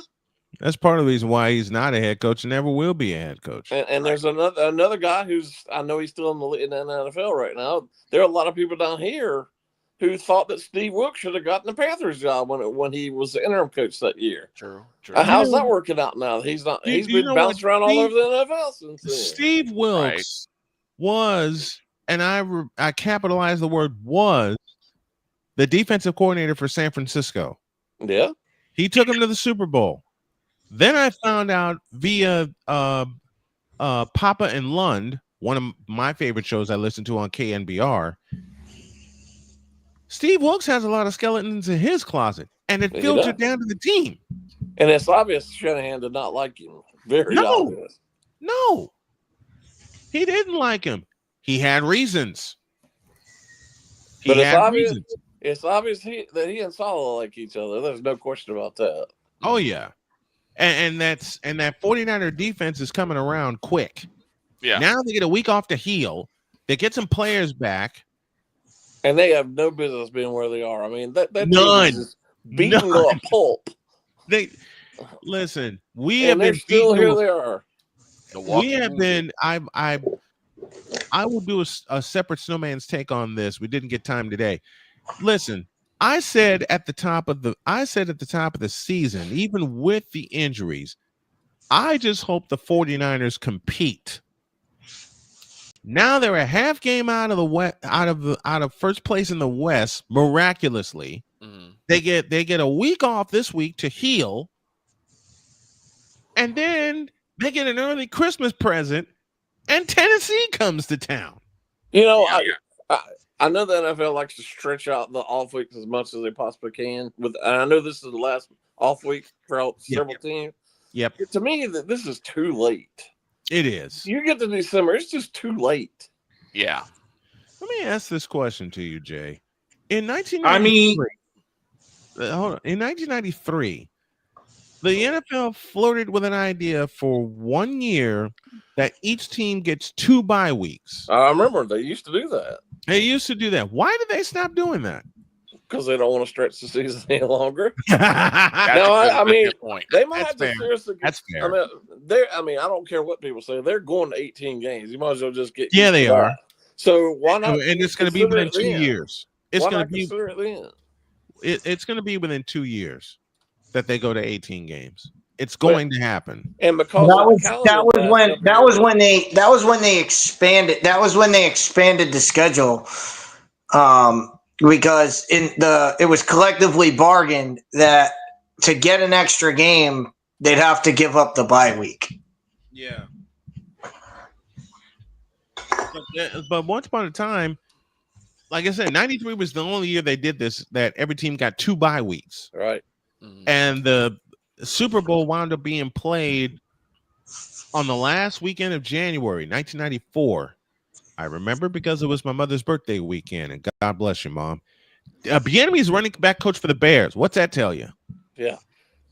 Oh. Thank you, Damien, for that. All right. Thanks. And Victor's face just wrinkled up. Well, no, I mean, that might be the best place for him because you look at Swift and Manon guy, they're running people over. So I'm like, that might be. But look how many jobs he's had since he left the Chiefs. Yes. Yeah. Four of them, I think. If you think about it, the same thing we said for Ron Rivera with Washington. After his magical run with the Bears as defensive coordinator, everyone said, "Oh yeah, he needs to be the coach for Washington." And how'd that work out? And now he's the general manager for the Cal Bears. Yes. The California Golden Bears. The California Golden Bears. Okay. Now, who, by the way, is in the sorriest of sorry football conferences. Yes. Well, Jay, speaking of, what's going on in Durham? Are they more pumped about Michigan State basketball coming to town, or are they more pumped about the ACC championship game? Well, they're actually going to Michigan State, but in my opinion, it shows you how bad this conference is in football. Agreed. It's just a 7-5 team is one of your representatives in the championship. In the championship game, right? You know, if things break right way, I mean, a lot of people don't know this. There's a new rule this year, where if Duke wins, the ACC may not have a representative in the CFP because it's the 4 highest ranked conference teams. Then after that, it's just anybody. And Deeks talked about that. And how embarrassing would that be? Deeks talked about this earlier about there may not be a representative in the CFP from the ACC. I think that would be hilarious. I think that'd be hilarious. I'd laugh my head off because Jim Phillips, who's the commissioner of the conference, whined and complained and actually got his wish last year to get 2 teams in, and they stunk up the field. They stunk up the joint. The wine and cheese crowd. So now the best team in the conference, I know they stumble. The best team is Miami. There's no question about that. But it looks like they have no chance, and nor should they in this conference. What happened to Georgia Tech, man? That was my sick kid. How about the fact their AD and I guess their president was part of this too, sold out and played that Georgia game in the Dome on Friday? That was just stupid. Right. And I know they signed a multi-year deal to play multiple games in the Dome. I get that. But don't play Georgia in Atlanta in the Dome. I'd swear they would play that at Bobby Dodd Stadium. If you watch the game, it was all red. It was. Like it's going to be all red Saturday. Well, it's literally going to be all red Saturday with who's playing. With Alabama and Georgia playing. And then Georgia Tech ran into a bulldog wall, and they only scored 9 points. To me, the best two teams in the ACC are Miami and Georgia Tech. Yes, that should be your ACC championship. That's just my eye test. That should be your ACC championship game. But Georgia Tech and Miami choked the last couple of weeks and lost a bunch of games they shouldn't have lost. Mm-hmm. And Miami did that, 4, 5, 6 weeks ago, whenever it was. Yeah, they choked. They choked badly. And of course, we're gonna have a team who the arrogance university. It looks like they're going to get in Notre Dame. I mean, because they refuse to join a conference. Yeah, they've sealed their ticket to the college football playoff. And I said it last year, and I'll say it again this year. And MC Wars has joined us via YouTube.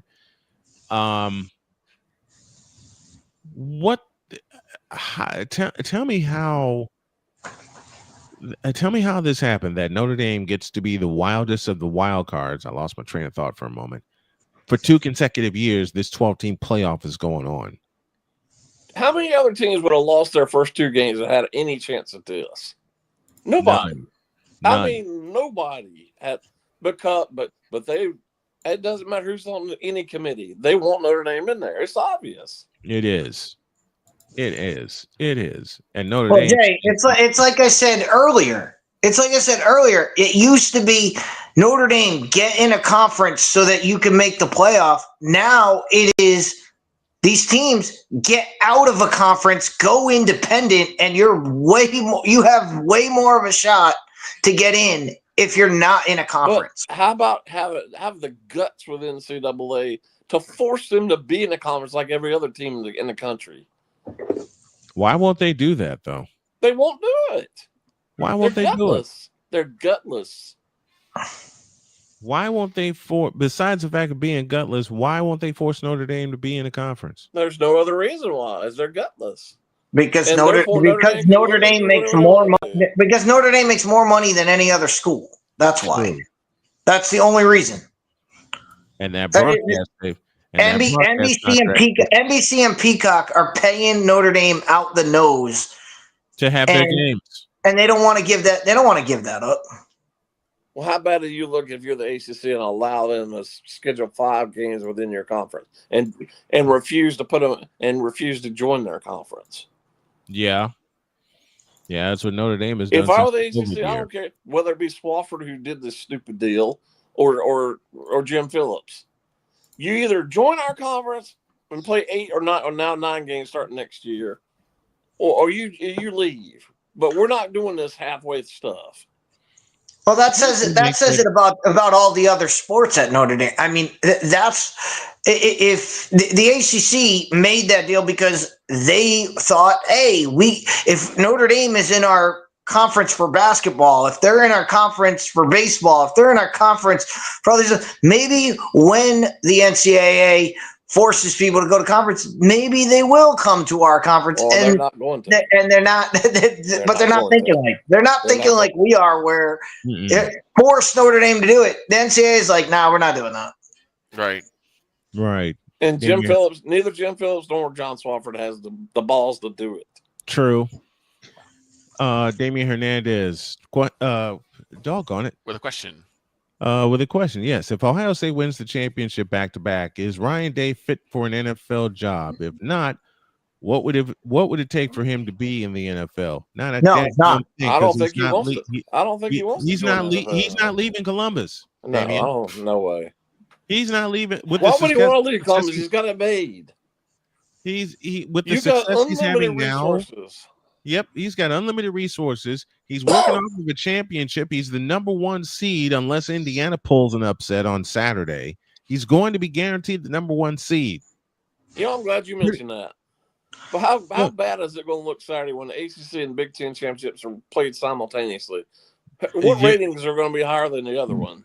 Well, it's the Big Ten title that's going to have higher ratings. It's not even close. The Big Ten title is going to have the higher ratings. Maybe they could compete I don't know why Georgia and Alabama's championship game has to be played at 4 in the afternoon. They always play in the afternoon. It's always So the SEC is always 4 in the afternoon. Okay. Always. Okay. I can live with that. It's always. I can live with that. And then who's going to watch the ACC championship anyway? Well, not only that, the stadium's going to be at best half empty. 3/4 of the way empty. You got a 75,000 seat stadium. You got Virginia and Duke playing. Mm-hmm. Yeah, that's when you break glass on. That's the MC game you break glass on. MC Ward says Kirby Smart is the best coach in the nation, and he wouldn't leave. So I doubt Ryan Day would leave. Ryan Day's not going anywhere. Ryan Day is not going in. Ryan Day is set. Well, you also look at what Ryan Day has been able to do. I mean, last year he was able to bring in Chip Kelly, a great college football coach and an NFL offensive coach. Now he's fired. So what does he do? So what does he do this year? He brings in Matt Patricia, an NFL defensive coach, to coach. He's not going to be able to do that at the NFL. He's not going to be able to get, and he's not going to be able to get these guys next to him that are going to be so much better than everybody else. Right. How'd that work out in Columbus last year? He goes to the Raiders. Goes to the Raiders and gets fired. Yep. Well, I think a college will wind up picking him up again. Oh, I'm sure he probably will, but still. Now, let's get to the pair of elephants in the room. One named Lane, the other named Kiffin. Lane Kiffin. There's a pair of elephants in the room. You mean the hypocrite that he is? The hypocrite that he is, yes. Absolutely. Oh, Jay, I'll start with he you. sat there Friday and told Taylor McGregor on the field that he had not made up his mind, which was a bold-faced lie.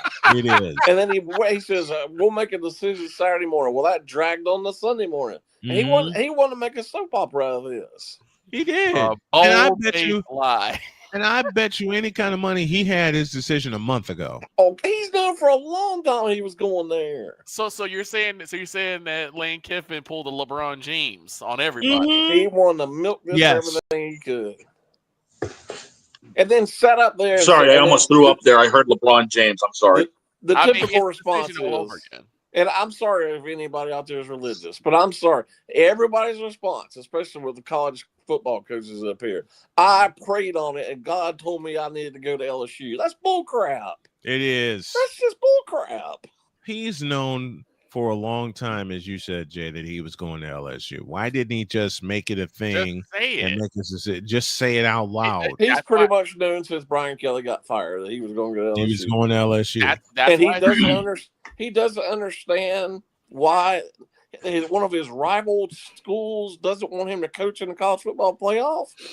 And then sat up there last night and says, "Well, I understand why he wouldn't do it. I really do." That's what I said. It's the decision, just like LBJ. He said, "Oh, it came to me in a dream, like on the 11th hour. Like you knew you weren't staying in Cleveland." Man, get out of here, Victor. Why are we talking? Because I'm bringing the likeness of both these things. Why do we got to talk about hemorrhoids, dude? Why do we got to talk about hemorrhoids? You're not listening to me, dog. I'm saying there's a commonality between these two individuals. They knew from jump they're not staying where they were. Right. He made a reference to his dad yesterday and said that, my dad he had 17 different jobs. Was that a badge of honor?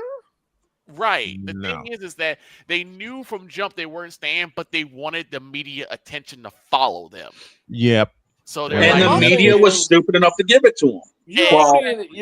Not just the media attention. The zeros kept going on that contract. The more he pushed this thing along, another zero came at the end of that contract. Yep. The more he waffled, the more money he was. The only thing that I could see why he would leave is it's because it is much easier to recruit at LSU than Ole Miss in football. There's no doubt about it.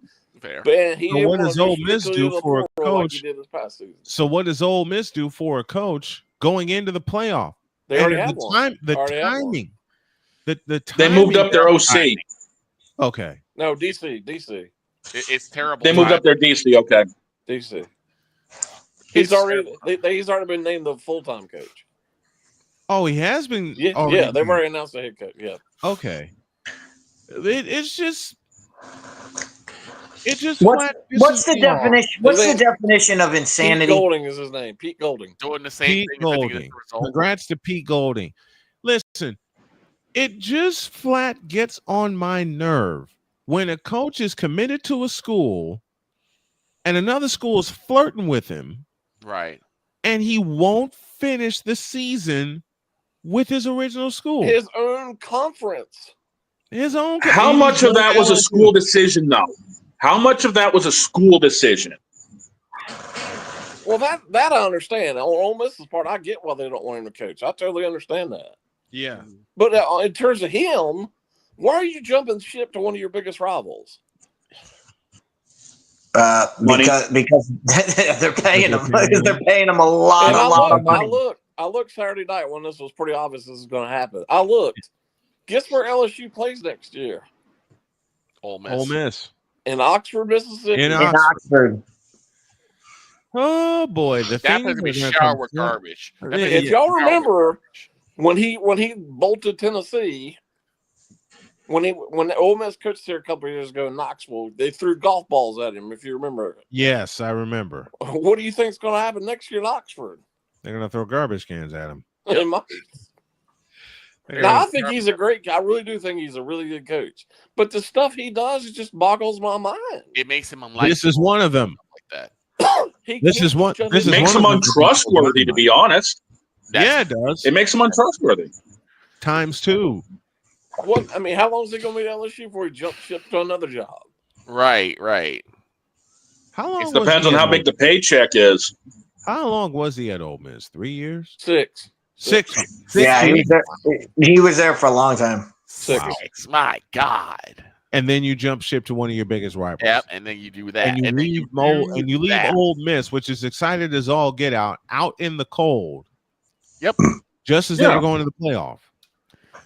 He pulled the Hulk. If we don't want to, You're the 6th ranked team in the country. You're going to the playoffs, and you're going to jump ship. Right.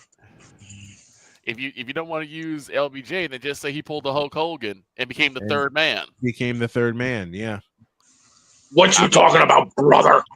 I mean, the fact that he stood behind him for 6 years, and then when they're like on the cusp, he pulls the rug on her and says, "Oops, I'm leaving." Mm-hmm.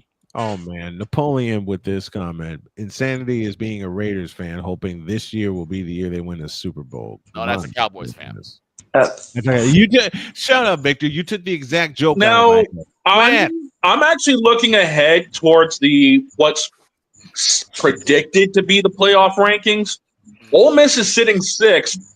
They'd be taking on number 11, which would be Virginia. Oh God. Well, you better hope Virginia wins Saturday, or that's not going to happen. Trinidad, if Virginia wins Saturday, and that winds up being the matchup, Trinidad Chambliss is going to have a field day. Oh, by the way, get this. Get this. Get this for the 5-12. Get this for the 5-12 matchup. Oregon Tulane. Blowout. And Tulane will not have their coach either. Nope. He's gone too. Dear Greywigs, what are we doing? Good question. You know what? Give me this button here. And that's if BYU doesn't win the Big 12 championship. Right. Yeah. You know why Right. all that? You Yeah. know what? I got something that'll make Jen laugh. You know why all this is possible?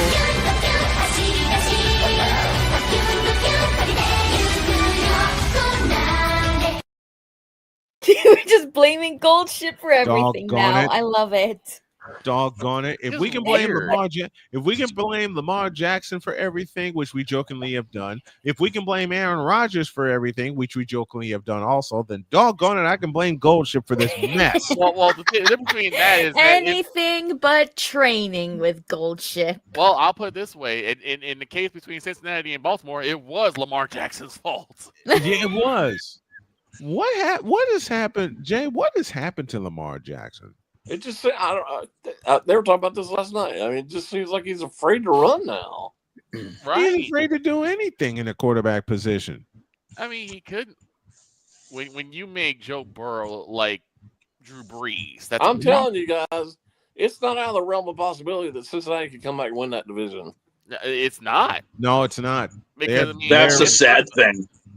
Pittsburgh's on a decline. You have Cleveland and Baltimore The 4-8 Bengals can win that division. And it's not also out of the realm of possibility that the 49ers can come back and snatch the West. No. I mean, it's also possible that the Cowboys can win the East. Oh yeah, it's a possibility. The possibilities are crazy. And I didn't think that was even possible. To go back to a subject we were talking about a few moments ago, the 49ers should have been dead, gone, and buried. And it's also extremely. This is not even possible. This is the Vikings made a huge mistake by the quarterback decision they made in the offseason. Yep, they did. Yep, yes, they did. That was an embarrassment yesterday. Well, what could be fun? What could be funny is, and we just talked about this. If the NFL played by the same rules college football does, the Dallas Cowboys would win the NFC East. Yes. Yeah. Oh yes, yeah. Because they have the best record in the division. Yep. And if that's the case, how about the Jacksonville Jaguars? Have the game up on Indianapolis in the division because Indy lost their first game in division yesterday. Yeah, they did. We're going from being one of the worst divisions to now it's been quite competitive, other than the sorry Tennessee Titans. Oh my gosh! I mean, look, they've always said they buns. They're booty. Yeah, even they are. Their star quarterback, the guy that they picked number 1 overall, has said, "I'm gonna keep it a buck. We're booty. We're terrible. The Tennessee Titans are straight up booty. They really are. They are terrible. Oh gosh! And they fail on every single level. Every single level. Well, hold up. Before we get out of here, I want to address this one. Who do you guys think will win the Heisman? I think it's going to be whoever walks away on Saturday. Whoever walks out of Indianapolis. Whoever wins the Big Ten title will be the Heisman Trophy winner. So it's either going to be it'll either be Mendoza or it'll be Jeremiah. We're saying. Yep. Or Julian. Although my pick would be Pavia, but he's not going to win. Yeah, Pavia was buried as a Heisman contender a long time ago by no fault of his own. He and Clark Lee both have made a terrible team a really, really good competitive team now. Vanderbilt is going to miss Diego Pavia. The bigger question is, does it really matter who wins the Heisman now? No, but no. It doesn't. It's an irrelevant award. They made that clear last year. Is college football going to do what they should be doing tonight, which is the deadline, by the way, and expand the playoff next year to 16 teams, which I doubt they will. I doubt it. Let's be honest. The Heisman hasn't come the new Grammys of the sports world. Victor will have musings on that tomorrow. Victor have musings on that tomorrow. We got a whole bunch of more musings tomorrow. We got to get out of here. Jay Spivey joins us as he does every single Monday. Thank you, brother. Appreciate you. All right, guys. Take care.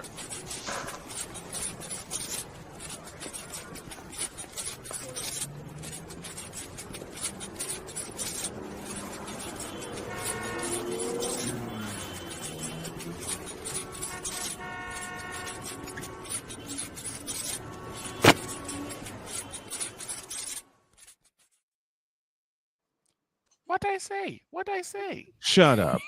Yes, ma'am. Have a great day. God bless. Remember to make your next move your best move. And always remember, if your dreams don't scare you, they are simply not big enough. Dream big, do bigger. We are, and we hope you all are too. And hopefully tomorrow, I'll be back on the play-by-play live stream tour. Out. See you tomorrow.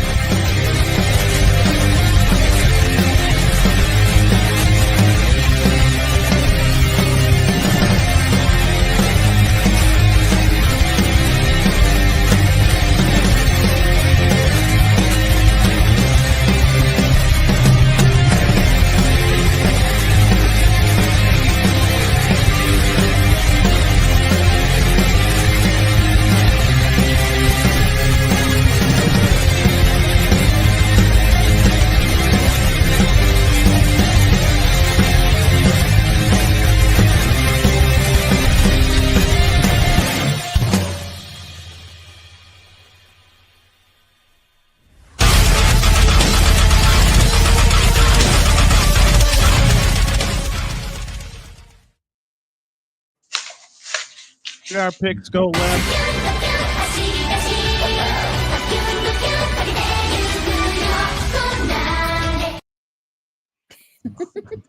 Adios, pelota.